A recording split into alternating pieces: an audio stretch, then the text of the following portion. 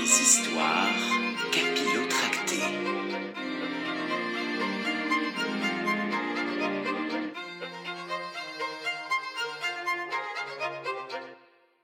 Pendant ce temps, au 70e étage de la tour d'ivoire noire, toute une ribambelle de trolls et farfadets, dans leurs vêtements de fête, entre dans la chambre-prison d'Inès en chantant, portant un énorme gâteau, suivi de près par Poukmambo, qui s'est fait beau, lui aussi fraîchement manucuré, bien coiffé et rasé de frais. Bon anniversaire à notre prisonnière. Aujourd'hui 18 ans. Ce n'est plus une enfant, Elle veut prendre son envol.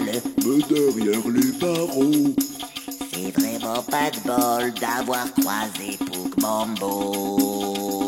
Mais l'expression de joie intense du sorcier se transforme en un bel élan de colère noire lorsqu'il s'aperçoit que non seulement ce stupide âne est sorti de sa cage, que cet idiot de chevalier et cet abruti de dragon ont disparu, et que la cage elle-même a disparu par-dessus le marché.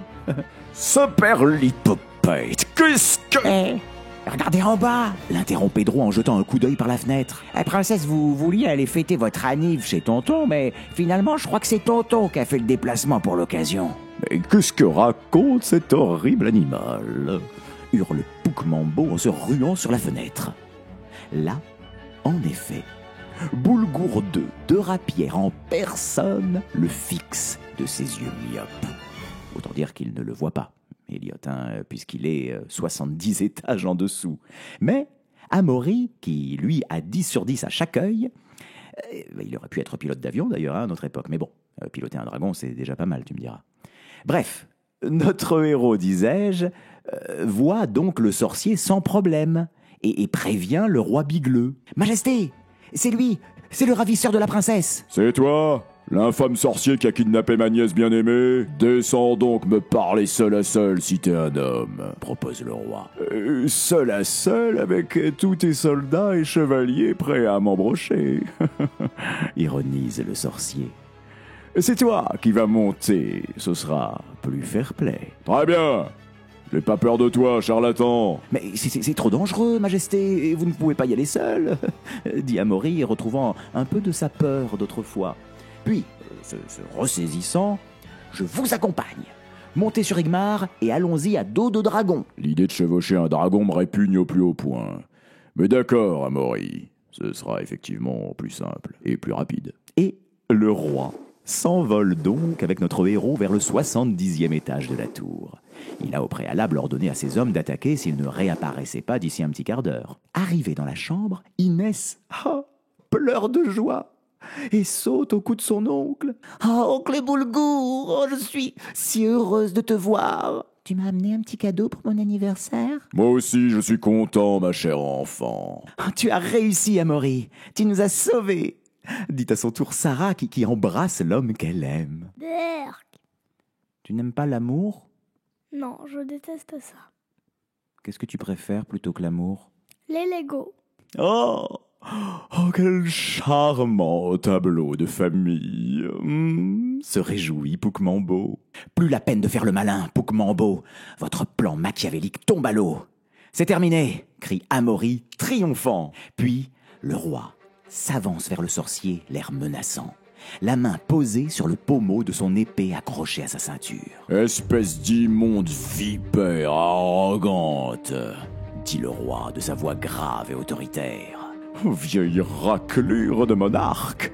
Rétorque le sorcier, ses yeux semblant jeter des éclairs. Comment oses-tu m'injurier dans ma demeure? Sale alchimiste à la noix, Ajoute le roi. espèce de scélérat à couronne. Surenchérit Poukmambo. Oh, j'hallucine, ils se font une battle d'injures.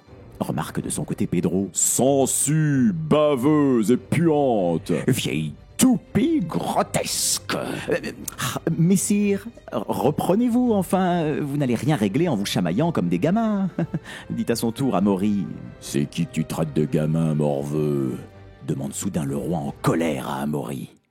Le jeune chevalier ne sait que répondre et reste là, les bras ballants comme deux ronds de flanc. À le voir comme ça, comme une poule qui aurait trouvé un couteau, Boulgour explose de rire. suivi dans la foulée par Poukmambo. À la stupéfaction générale, ils se tombent dans les bras l'un de l'autre, hilar, et se donnent de grandes tapes amicales dans le dos.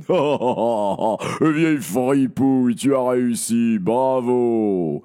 Parvient à dire le roi entre deux éclats de rire. Mais oui, mais oui, bien sûr, tu en doutais, immonde cloporte. Autant te dire, Elliot, que les yeux s'écarquillent et les mâchoires tombent dans la pièce. Amaury, Pedro, Sarah et surtout Inès sont complètement effarés, stupéfaits d'assister à cette scène, pour le coup inattendue, il faut bien le reconnaître.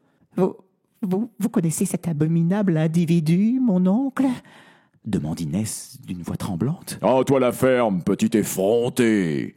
Toujours à ouvrir son clapet pour en sortir les pires âneries. Je m'assure, Majesté, c'est de la discrimination bêtement anophobe et... Là, Poukmambo dégaine sa baguette magique et lance un sort à Pedro qui devient muet. Ensuite, un deuxième sort pour faire apparaître une cage dans laquelle toute la petite compagnie est enfermée. Voilà, c'est quand même mieux comme ça, dit Poukmambo, esquissant un sourire amusé. Et cette fois, c'est une cage en acier inoxydable. Et je ne me ferai pas avoir deux fois. Je pensais que vous m'aimiez bien, dit tristement la princesse au roi son oncle. T'aimer? T'es pire que ta mère, qui était déjà totalement insupportable. Ton père t'a pourri, t'es devenu une petite pain bêche et cervelée.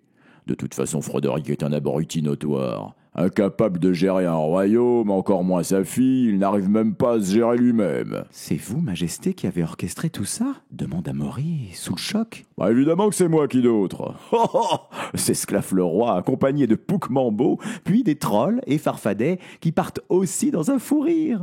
Mais pourquoi demande notre héros incrédule. Ça n'est quand même pas pour cette ridicule histoire de doudou, rassurez-moi. Au mot doudou, les larmes montent instantanément aux yeux du souverain, qui affiche un air d'une infinie mélancolie. Son ami Poukmambo lui passe un bras réconfortant autour de l'épaule. Comment peux-tu être assez cruel pour déterrer de la sorte des souvenirs si douloureux? Demande très sérieusement le sorcier à Amaury. Boulgour s'effondre en larmes. Il a dit à tout le monde que c'était moi le méchant. Moi qui avais volé son doudou alors que c'est lui qui m'avait volé mon doudou vachant. Parce qu'il était jaloux. Mon doudou était plus mignon que le sien. Et il voulait rien que pour lui. Le voulait pour lui, pour lui, pour lui. Ce sale égoïste. Hurle Boulgour entre deux sanglots. C'est à cause de cette vieille rancœur puérile que vous avez fait kidnapper un dragonnet, causant la fureur dévastatrice de ses parents et fait enlever votre propre nièce, alors qu'en plus elle fête ses 18 ans? Oui, c'est ça. Répond simplement Boulgour, fatigué d'avoir tant pleuré. Menteur, tricheur. Oh, c'est un faute si j'ai été privé de dessert. Cette voix, Elliot, c'est une voix familière. Qui cela peut-il bien être? C'est Frodorick. C'est Frodorick. Il est apparu, comme par enchantement à la fenêtre, sur le dos de la maman dragon, qui exulte de joie en voyant son petit chérubin. Igmar, mon chéri, tu n'as rien. Non, maman, ça va. En plus, j'ai des nouveaux copains. Amaury, Pedro, Sarah et même Inès, qui n'est pas si méchante au fond, j'en suis sûre. Merci, Igmar. Je suis désolé d'avoir demandé à Amaury de te tuer. Tu es un bon dragon, toi, différent des autres. Un racisme primaire, typique de la noblesse, dit Sarah qui semble encore en vouloir à sa maîtresse. Profitant de ces émouvantes retrouvailles, Poukmambo brandit sa baguette pour jeter un sort à Frodorick et la maman dragon.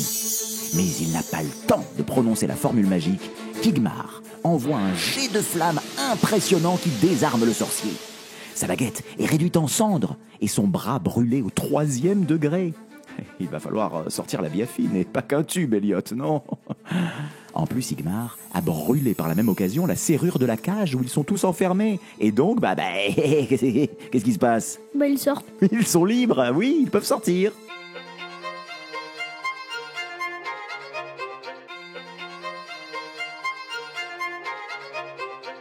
Les histoires capillotractées. Si tu veux suivre l'aventure du plus nul chevalier de tous les temps, abonne-toi.